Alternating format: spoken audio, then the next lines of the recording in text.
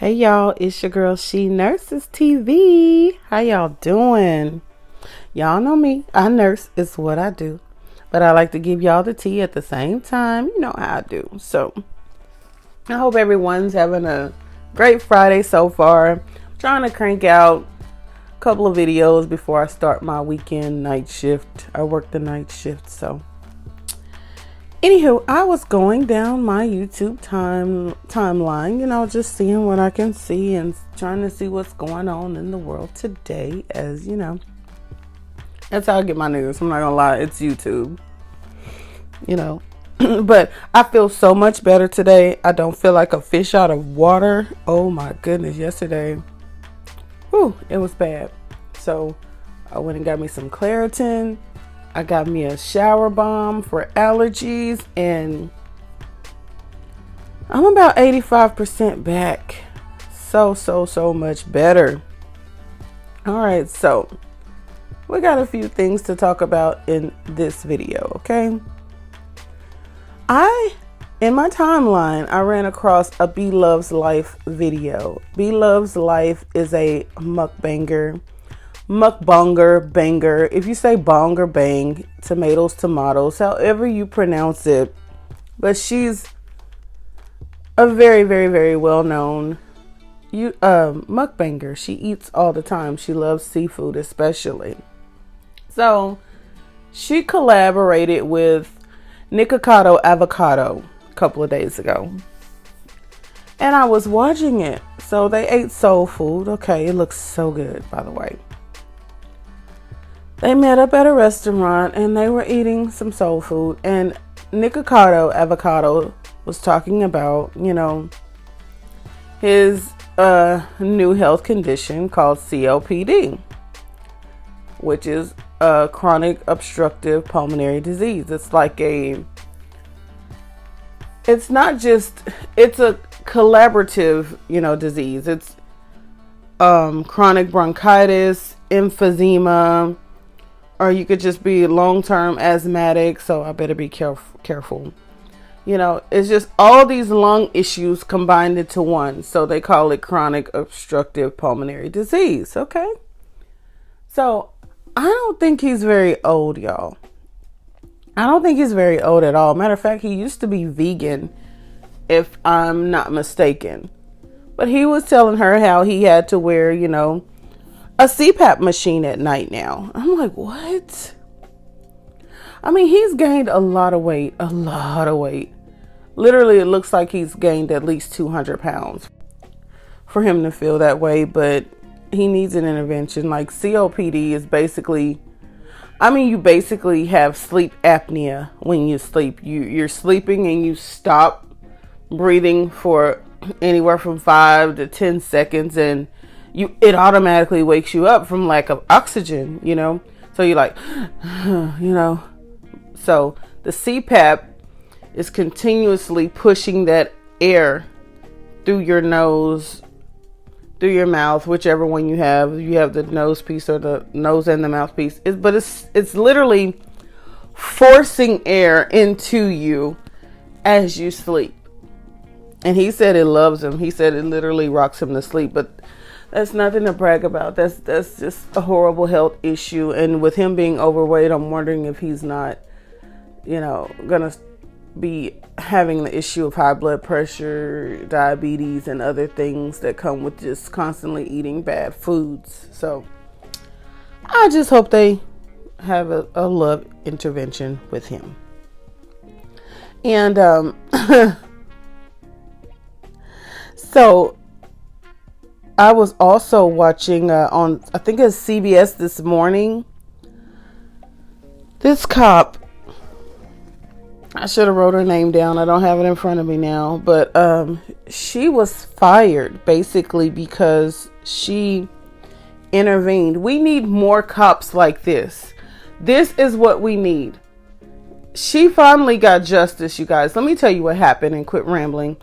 She basically stopped her partner from choking a black man to death. She's a black woman. I'll leave her name and picture up here, but she stopped her partner from choking a black man to death. She said she knew that her partner was going to kill this man, and she stepped in. Her partner even hit her for stepping in, but she saved this man's life. She got fired. They denied her pension. And this happened I want to say in 2008. I do believe this happened in 2008. So this is over a century of her fighting to get her pension, to clear her name, to get justice. We need more cops like this. See her story and do better. Don't just sit there and watch your partner kill somebody. If you know it's wrong, you know in your heart of hearts it's wrong. Step in. And she never gave up. She never gave up. You can tell she's obviously older now. But we're going to watch her. Let's watch it, shall we?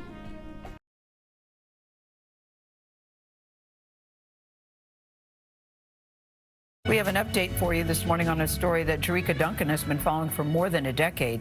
Cariol Horne was dismissed from the Buffalo, New York Police Department after she intervened when a white officer used a chokehold on a black man. This was back in 2006. Now a judge has decided to reverse Horne's termination and reinstate her pension. Jerika Duncan spoke to Horne about why she kept fighting all these years.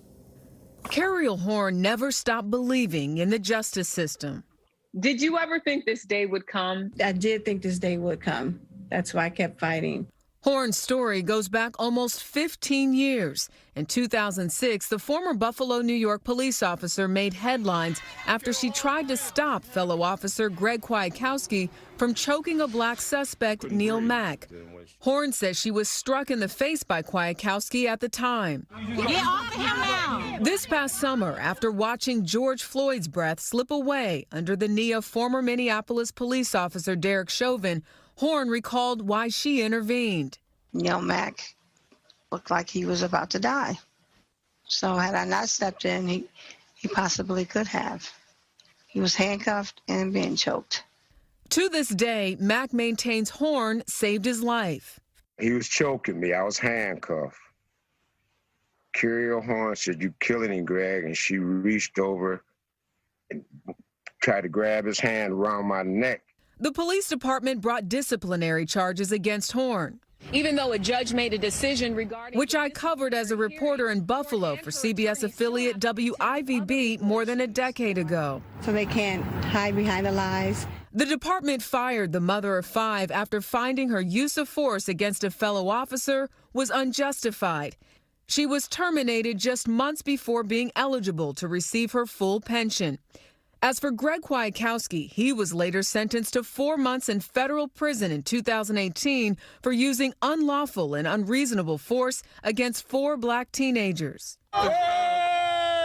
In October of last year, Buffalo City's mayor signed the Duty to Intervene law, which would require police to step in if a fellow officer uses excessive force. It's legislation Horne helped write and had been pushing since 2016. We don't want other officers to go through what I've gone through, but we don't want other victims to go through what George Floyd went through. That same month, with the help of attorneys Ron Sullivan and Intisar Robb, Horne filed a lawsuit to overturn her 2008 termination. Just this week, a New York State judge ruled that Horne's pension, which she says is worth at least $800,000, must be reinstated. We asked the judge to vacate the decision, get rid of the decision, and reinstate her nunc pro tunc, a Latin phrase which means bring it back to 2008 and fix this thing. So it's called an equitable remedy that allows judges to go back and in the interest of justice. In an 11-page opinion, the judge quoted the words of Dr. Martin Luther King Jr., saying, "The time is always right to do right." He went on to say the city of Buffalo has recognized the error and has acknowledged the need to undo an injustice from the past. When you read those words, what went through your mind? Finally, somebody gets it. Somebody understands. Ron? It was a powerful decision and really said what needed to be said. It was a gross injustice that happened. And he basically said, look, we're sorry. We got this wrong.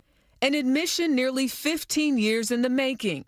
Justice delayed, not denied, but sadly only realized because of a tragedy witnessed by the world. For CBS This Morning, Jerika Duncan, New York.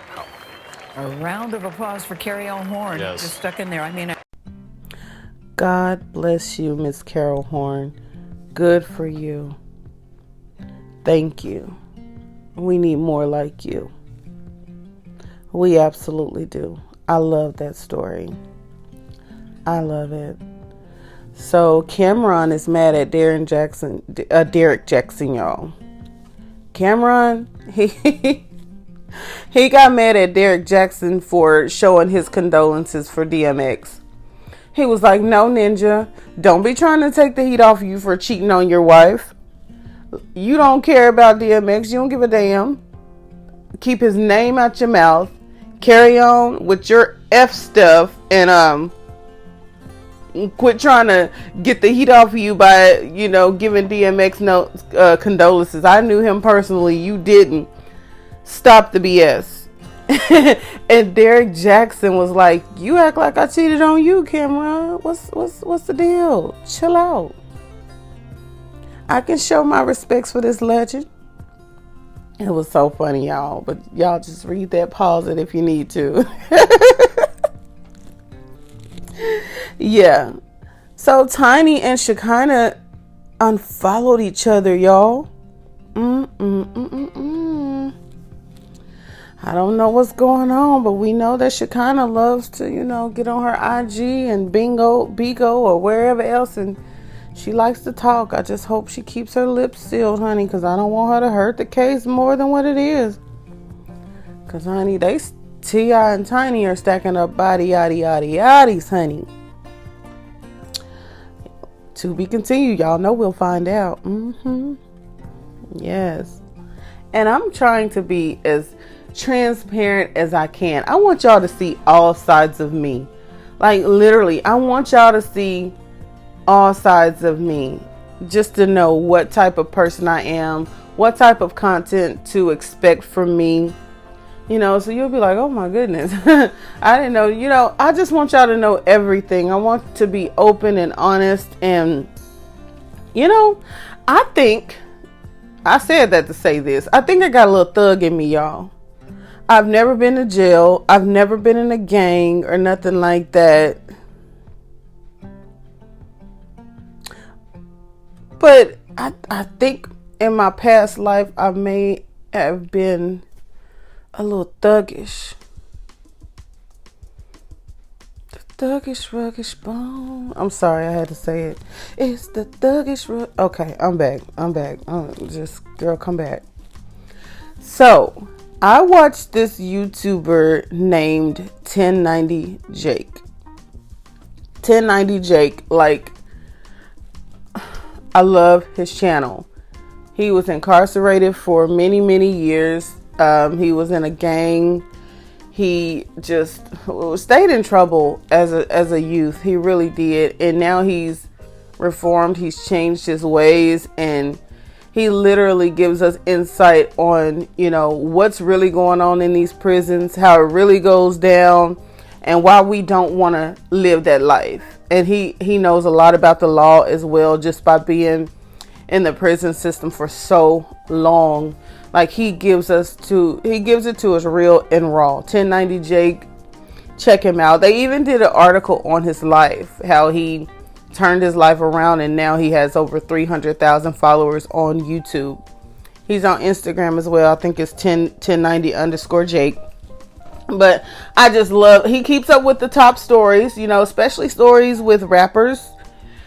He just, anything that's going on, he likes to bring it to the light, and he gives us his intake as far as what he think is going to be happening with this case. He's like, if they are able to pin the gun charge on him, this is what he's looking at. If he's able to have a good lawyer that can get this sentence dropped down to this, then this is what's going to happen. Like, I love listening to him and just being like, oh my God, like, y'all, his story times, they're some of them can get very graphic. So if you're sensitive to a lot of things that that happen in prison between inmates and guards and things like that. If you're sensitive to this stuff, please don't watch. He has other stories that don't go that deep, but I mean, me personally, I love it. I'm enlightened on a lot of things, and he is doing his thing over there. So my thug side connects with him. I learn a lot, and I just love that show. So check him out. Had to give him a little shout out because I watch him so much. Okay, now I saw another video. I'm getting ready to let you guys go, but I saw another video that was so cute. You know, I'm a crybaby. I'm sensitive, especially when it comes to all things healthcare. Oh God, I was watching this dad. His son was getting cancer treatments inside the hospital, and of course he couldn't go in. So the dad is out here in the parking lot just entertaining his son. Y'all, this is so cute. Watch this. This is sprinkler.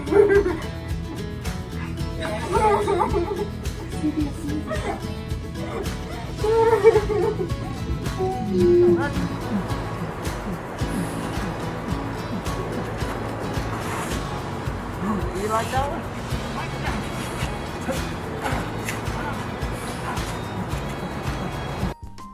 Oh, it almost made me cry. I thought that was just adorable. I love when loved ones really support the patients. That's absolutely everything to me. And okay, my last story. Please, somebody tell me you heard about this. Somebody, anybody, just say, I know what you're talking about.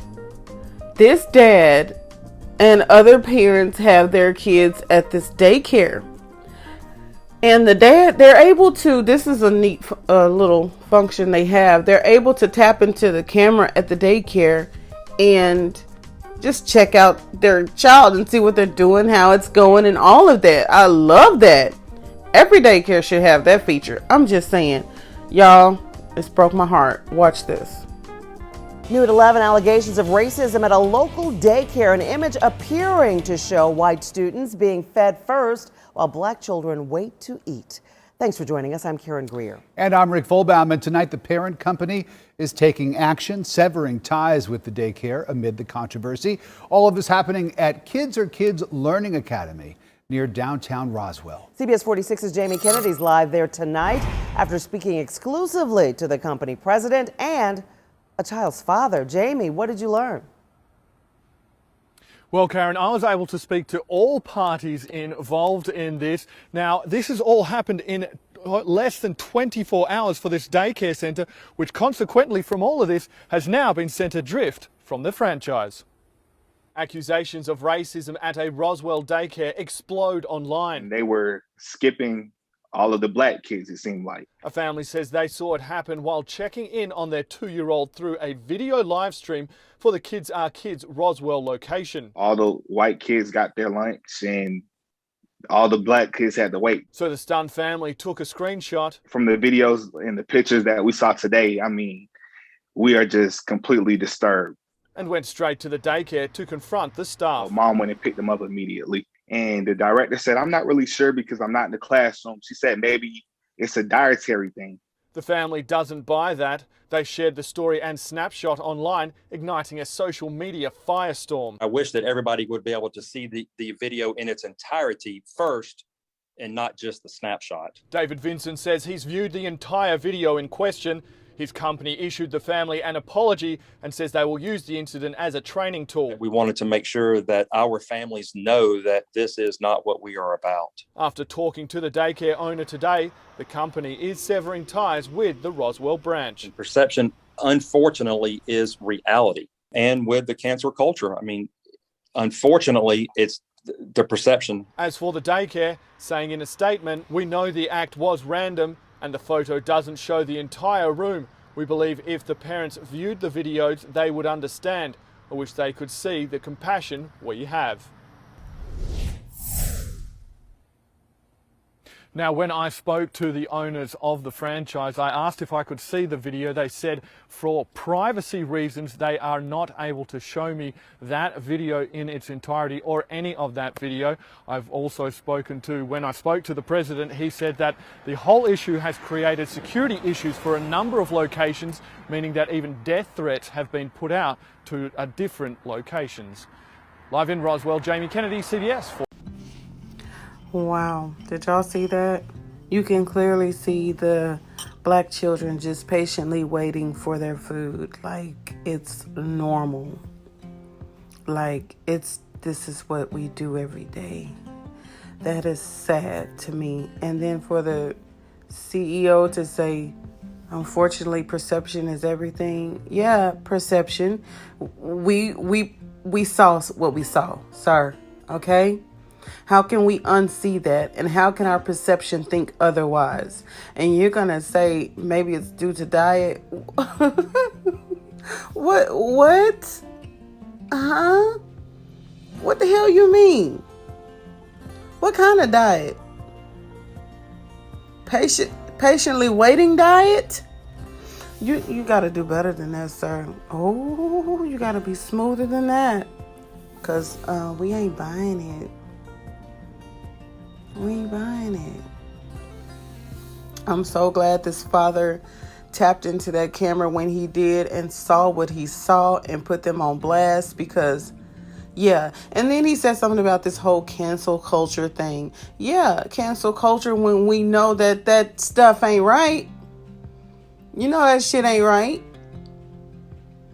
You damn right we're going to cancel this culture. We're going to cancel this segregation shit because it's been dead. We're going to cancel this whites first and blacks second. No. Yeah, we going to cancel this culture all day. All day. Stop it. Quit putting your foot in your mouth before you end up without a job, Mr. CEO. Don't do that. You better stop while you're ahead. Come on now. Don't do that. But anyway, I think I covered everything that was on my little heart today. So, yeah, I'm just making sure.